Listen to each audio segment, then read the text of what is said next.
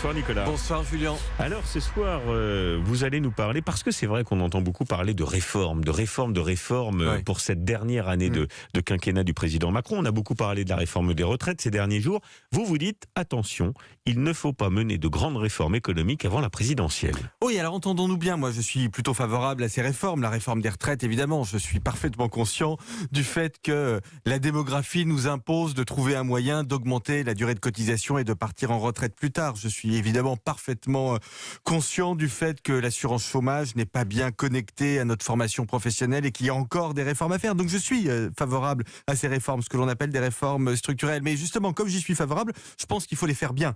Et les faire bien, c'est fixer les objectifs de ces réformes, c'est en discuter avec les partenaires sociaux, parce que ce sont des réformes qui exigent énormément de capital politique. On le voit bien avec les réformes des retraites. Ce sont des réformes qui sont toujours compliquées. Il faut les faire et donc il faut en discuter, il faut les faire bien.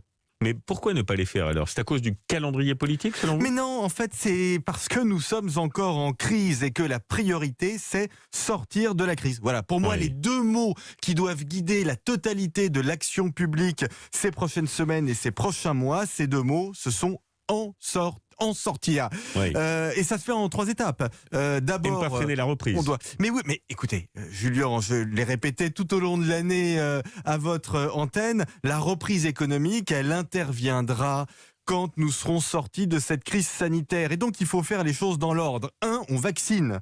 2, on relance. Et 3, on réforme. Et au fond, qu'est-ce qu'on demande aujourd'hui à un gouvernement? Et qu'est-ce qui va permettre d'assurer la pérennité de la reprise économique que l'on connaît aujourd'hui parce que la situation sanitaire s'est améliorée?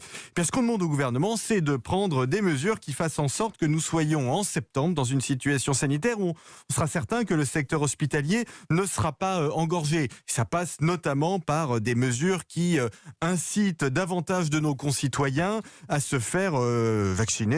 D'ailleurs, de mon point de vue, ça peut être des incitations un petit peu viriles. Voilà. Le reste est important. Les réformes, c'est important. Mais d'une certaine façon, c'est tellement important qu'elles peuvent attendre. On n'est pas à 6 mois près. La priorité, je le répète, c'est d'en sortir. Parce qu'on n'en peut plus. Et c'est ce que demande l'économie. Merci, ce message entendu. Merci mon cher Nicolas Bouzou. Merci à vous.